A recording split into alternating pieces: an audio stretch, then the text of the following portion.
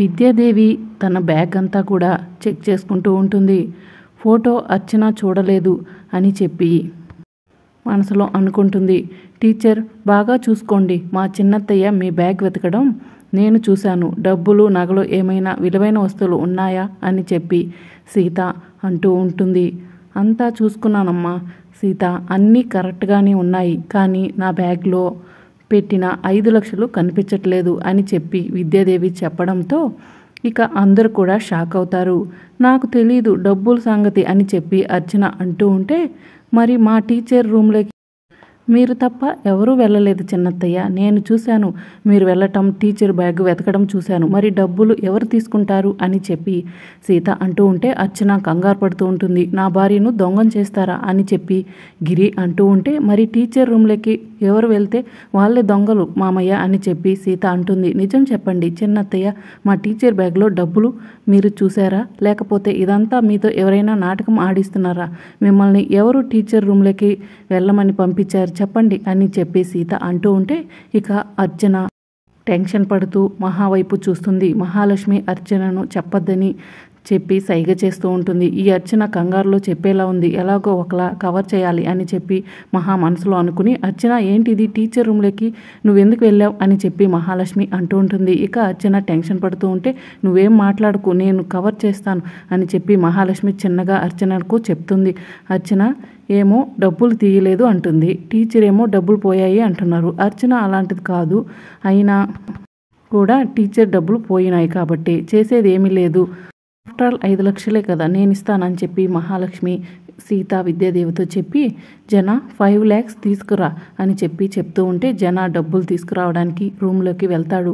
అనవసరంగా నా భార్యను దొంగం చేశారని చెప్పి గిరి అంటూ ఉంటే, ఇది సెన్సిటివ్ మ్యాటర్ గిరి, అర్చనను దొంగ అనలేము. అలా అని చెప్పి టీచర్ డబ్బులు పోయినాయి అంటే టీచర్కి అంత డబ్బు ఎక్కడి నుంచి వస్తుంది, నిలదీయలేము. 5 lakhs కదా, ఇచ్చేస్తే ఏ గొడవ ఉండదు అని చెప్పి మహాలక్ష్మి అంటూ ఉంటుంది. ఇక అంతలో జనార్దన్ డబ్బులు తీసుకొచ్చి మహాలక్ష్మికి ఇవ్వగానే మహాలక్ష్మి వాటిని తీసుకెళ్ళి విద్యాదేవికి ఇస్తుంది. టీచర్ ఇవ్వకోండి మీ 5 lakhs, ఇప్పటికైనా కాస్త జాగ్రత్తగా దాచుకోండి అని చెప్పి మహాలక్ష్మి చెప్తుంది. ఇకనైనా ఎవరి రూముల్లో వాళ్ళుంటే ఇలాంటి డిస్టర్బెన్స్ ఉండవు అని చెప్పి జనార్దన్ చెప్తూ ఉంటే, ఆ విషయం మా అత్తయ్యకు చెప్పండి మామయ్య, అదే చిన్న అత్తయ్యకు చెప్పండి అని చెప్పి సీత అంటుంది. నా భార్యను అనవసరంగా దొంగం చేశారు, ఆ ఉసురు మీకు తగులుతుంది అని చెప్పి గిరి అంటూ ఉంటే, ఆ విషయం కూడా అత్తయ్యకి చెప్పండి, అదే చిన్న అత్తయ్యకి చెప్పండి అని చెప్పి సీత అంటుంది.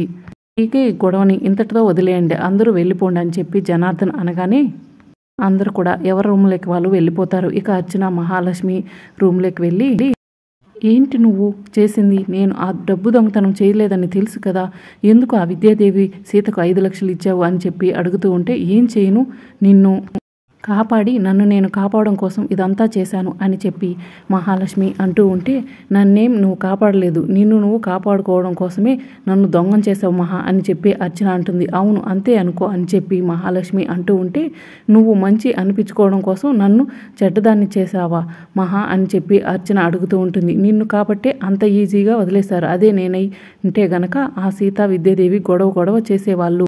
సాక్ష్యాల కోసం మహాలక్ష్మి ఇంకా కూడా రూమ్లో వెతికిందని అంతా గొడవ చేసేవాళ్ళు అని చెప్పి మహాలక్ష్మి చెప్తూ ఉంటుంది. ఆ సీత మామూలుది కాదు మహా అని చెప్పి అర్చన అంటూ ఉంటే, ఇదంతా కూడా నువ్వు దొరికిపోవడం వల్లే ఇదంతా జరిగింది తింగరదాన అని చెప్పి మహాలక్ష్మి మనసులో అనుకుంటుంది. నేను అడిగితే 1000 రూపాయలు ఇవ్వవు, కానీ ఆ విద్యాదేవి సీతలకు లక్షలు తగలేస్తున్నావు అని చెప్పి అర్చన అంటూ ఉంటే, ఇదంతా కూడా నీ వల్లే కదా, అయినా నీకు ఏం చెప్పాను, జాగ్రత్తగా ఉండమని చెప్పాను కదా అని చెప్పి మహాలక్ష్మి అంటూ ఉంటే, నాకు ఇలాంటి విషయాలు అలవాటు లేదు, ముందే చెప్పాను కదా అని చెప్పి అర్చన అంటూ ఉంటుంది. జరిగిపోయింది ఏదో జరిగిపోయింది, ఇక ఈ విషయాన్ని వదిలేసి మనమిద్దరం బయటపడడం కోసం వాళ్ళకు డబ్బులు ఇచ్చామని అని మహాలక్ష్మి అంటూ ఉంటుంది. ఈరోజు వాళ్ళ చేతులు బలైపోయాం మహా అని చెప్పి అర్చన అంటూ ఉంటే, ఈరోజు వాళ్ళ టైం నడుస్తుంది, అందుకే వాళ్ళకి కలిసి వచ్చింది, ఏదో ఒకరోజు తప్పకుండా మనకు కూడా టైం వస్తుంది, అప్పుడు వాళ్ళ సంగతి చెప్దాం అని చెప్పి మహాలక్ష్మి అంటూ ఉంటుంది. ఇక మరోవైపు సీత విద్యాదేవి ఇద్దరు కూడా మాట్లాడుకుంటూ ఉంటారు. సీత మీ అత్త ఇచ్చిన 5 లక్షలు ఇదిగో అని చెప్పి విద్యాదేవి అంటూ ఉంటే, అదేంటి టీచర్, అవి మీ డబ్బులే మీరు ఉంచుకోండి అని చెప్పి సీత అంటూ ఉంటుంది.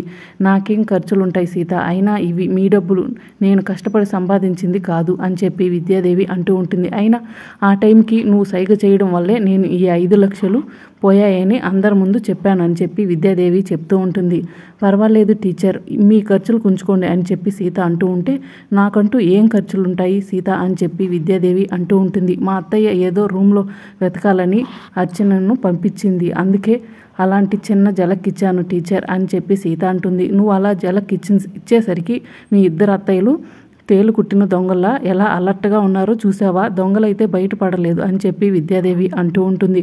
అప్పుడప్పుడు మా అత్తయ్యలకు ఇలాంటి జలక్ ఇస్తేనే మాట వింటారు, లేకపోతే బుద్ధిగా ఉండరు టీచర్ అని చెప్పి సీత అంటూ ఉంటే, వాళ్ళకు నువ్వే కరెక్ట్ సీత, నీలాంటి కోడలు ఉంటేనే వాళ్ళు అలా ఉన్నారని చెప్పి విద్యాదేవి అంటూ ఉంటుంది. సరే సీత, ఈ డబ్బులు తీసుకో అని చెప్పి విద్యాదేవి అంటూ ఉంటే, లేదు టీచర్ నాకొద్దు అని చెప్పి సీత అంటూ ఉంటుంది. అలా కాదు సీత, నువ్వు ఏ బిజినెస్ చేద్దామన్నా మీ మహాలక్ష్మి అత్తయ్య అడ్డుపడుతుందని చెప్పావు, పెట్టుబడి కోసం డబ్బులు లేవని కూడా చెప్పావు, అందుకే ఈ డబ్బులు తీసుకుని పెట్టుబడిగా పెట్టుకుని మంచి బిజినెస్ చేసి వృద్ధుల్లోకి వస్తావు అని చెప్పి విద్యాదేవి చెప్తూ ఉంటే, సీత చాలా సంతోషపడుతూ థ్యాంక్ యూ టీచర్ అని చెప్తూ ఉంటుంది. మీరు చేసిన సహాయం వల్లే నేను మంచి బిజినెస్ పెడతాను, తప్పకుండా వృద్ధులకి వస్తాను టీచర్, నన్ను దీవించండి అని చెప్పి సీత అంటూ ఉంటే, నువ్వు ఏదనుకుంటే అది జరిగి తీరుతుంది సీత అని చెప్పి విద్యాదేవి సీతకు ఆశీర్వదిస్తుంది. సరే టీచర్ అని చెప్పి సీత అక్కడి నుంచి వెళ్ళిపోగానే, సీత నువ్వు ఏదనుకుంటే అది సాధిస్తావు, నువ్వు నాకు తోడుగా ఉన్నావు, నువ్వు లేకపోతే గనక అర్చన ఈరోజు ఫోటో చూసేసేది, అందుకే నేను నీకు తోడుగా ఉంటాను, నీ బిజినెస్కి మంచి మనసుకి రామ్ తోడుగా ఉండాలని మనస్ఫూర్తిగా కోరుకుంటున్నానని చెప్పి విద్యాదేవి మనసులో అనుకుంటుంటుంది. ఇక మరోవైపు సీత ఒంటరిగా రామ్ కోసం ఎదురు చూస్తూ ఉంటుంది. రామ్ బెడ్రూమ్లోకి రాగానే, మామ నీతో ఒక విషయం చెప్పాలి, ఇలా రా అని చెప్పి సీత అంటూ ఉంటే, ఏంటి ఆ విషయం చెప్పు సీత అని అడుగుతూ ఉంటాడు రామ్. మామ నేను ఒక షాప్ ఓపెన్ చేయబోతున్నానని చెప్పి సీత చెప్తూ ఉంటే, ఏంటి ఆ షాప్ అని చెప్పి రామ్ అడుగుతూ ఉంటే, బకెట్ షాప్ మామ అని చెప్పి సీత అంటుంటే, ఏంటి సీత బకెట్ షాప్ ముక్క జగ్గుల బకెట్లు అమ్ముతారా ఆ షాప్లో అని చెప్పి రామ్ అంటూ ఉంటే, కాదు మామ చీరలు మీద బ్లౌజుల మీద డిజైన్స్ వేస్తారే ఆ షాప్ అని చెప్పి సీత చెప్తూ ఉంటే, ఓ బొటెక్ షాపా అని చెప్పి రామ్ అంటూ ఉంటే, అదే మామ అని చెప్పి సీత అంటూ ఉంటుంది. ఓ నీ దగ్గర బిజినెస్ చేయడానికి డబ్బులు లేవన్నావు కదా సీత, ఎక్కడి నుంచి డబ్బులు వచ్చాయి అని చెప్పి రామ్ అంటూ ఉంటే, టీచర్ గారు ఇచ్చారు మామ అని చెప్పి సీత చెప్తూ ఉంటుంది. నువ్వు అడిగావా లేకపోతే టీచర్ గారే ఇచ్చారా అని చెప్పి రామ్ అడుగుతుంటే, నేను ఎందుకు అడుగుతాను మామ, టీచర్ గారే ఇచ్చారు అని చెప్పి సీత చెప్తూ ఉంటుంది. నువ్వు సూపర్ సీత, ₹1 కూడా ఎవరిని అడగకుండా సొంతంగా బిజినెస్ చేస్తా అన్నావు, అన్న విధంగానే బిజినెస్ స్టార్ట్ చేస్తున్నావు అన్నమాట అని చెప్పి రామ్ అంటూ ఉంటే, అవును మామ అని చెప్పి సీత అంటూ ఉంటుంది. మామ పొద్దున వెళ్ళి షాప్ కూడా చూసి వచ్చాను, మంచి సెంటర్లో దొరికింది, అందుకే అడ్వాన్స్ కూడా ఇచ్చేశాను అని చెప్పి సీత చెప్తూ ఉంటుంది. నిజమా సీత, ఇదంతా ఎప్పుడు చేశావు అని చెప్పి రామ్ అడుగుతూ ఉంటాడు.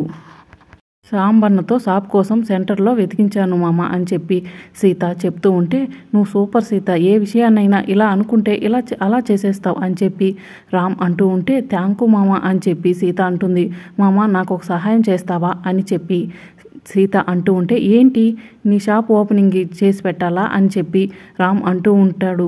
అది కాదు మామ, ఒకరిని పిలవాలని చెప్పి సీత అంటూ ఉంటే, ఎవరు ఆ సెలబ్రిటీ పిలవాలి అని చెప్పి రామ్ అడుగుతూ ఉంటాడు. సెలబ్రిటీ కాదు మామ, నా షాప్ ఓపెనింగ్కి మీ పిన్ని చేతుల మీద చేద్దామని అనుకుంటున్నాను, అందుకే నేను వెళ్ళి పిలిస్తే గనక ఆవిడ ఏమంటుందో నువ్వు వెళ్ళి చెప్తే మామ అందరూ కూడా రేపు బొటెక్ షాప్ ఓపెనింగ్కి వచ్చేలా చూడు అని చెప్పి సీత చెప్తూ ఉంటే, నువ్వు గ్రేట్ సీత, మా పిన్నికి నీ మధ్య ఎన్ని గొడవలున్నా సరే మా పిన్నిని షాప్ ఓపెనింగ్కి పిలుస్తున్నావు అని చెప్పి రామ్ అంటూ ఉంటే, ఎన్ని చెప్పినా ఆవిడ నాకు అత్తగారు అని చెప్పి సీత అంటూ ఉంటుంది. సరే సీత, ఇప్పుడే వెళ్ళి మా పిన్నిని ఒప్పిస్తాను అని చెప్పి రామ్ అంటాడు. మామ ఒక్క నిమిషం, నేను అడిగానని అన్ని పనులు చేసి పెడుతున్నావు అని చెప్పి సీత అనగానే, నువ్వు అడగకుండా కూడా చేసి పెడతాను అని చెప్పి రామ్ అంటే, ఏంటి మామ అది అని చెప్పి సీత అంటూ ఉంటే, రామ్ వెంటనే సీత బుగ్గపై ముద్దు పెట్టేస్తాడు. అదే టైంకి మహాలక్ష్మి, జనార్దన్ గిరి, అర్చన హాల్లో కూర్చుని ఉంటారు.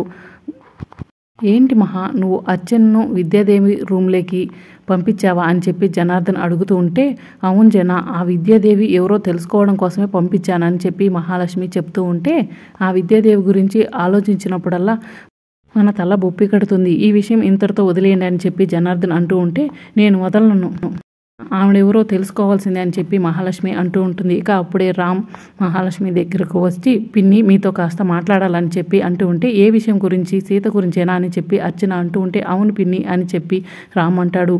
నీకు పనేం లేదా రామ్, సీత చెప్పినవన్నీ తీసుకొచ్చి మాకు చెప్పడమేనా నీ పని అని చెప్పి గిరి అంటూ ఉంటే ఈసారి కూడా సీత మంచి విషయం గురించి చెప్పింది అని చెప్పి రామ్ అంటూ ఉంటే ఏంటా మంచి విషయం అని చెప్పి మహాలక్ష్మి జనార్దన్ అడుగుతూ ఉంటారు. సీత ఎక్కడ పడితే అక్కడ చీరలు అమ్ముతుంటే మీకు అమర్యాదగా ఉంటుందని చెప్పి మీరు కోపడ్డారు కదా పిన్ని, అందుకే సీత గౌరవంగా బొటెక్ షాప్ ఓపెన్ చేస్తుంది అని చెప్పి రామ్ చెప్పడంతో మహాలక్ష్మి అర్చన గిరి అందరూ కూడా షాక్ అవుతారు. బొటెక్ షాపా అని చెప్పి మహాలక్ష్మి అడుగుతూ ఉంటే అవును పిన్ని బొటెక్ షాపే ఓపెన్ చేస్తుంది అని చెప్పి రామ్ చెప్తూ ఉంటే బొటెక్ షాప్కి చాలా డబ్బులు కావాలి కదా, ఆ డబ్బులన్నీ ఎక్కడి నుంచి వచ్చాయి అని చెప్పి జనార్దన్ అడుగుతూ ఉంటే ఉంటాడన్నయ్య అని చెప్పి గిరి అంటూ ఉంటాడు.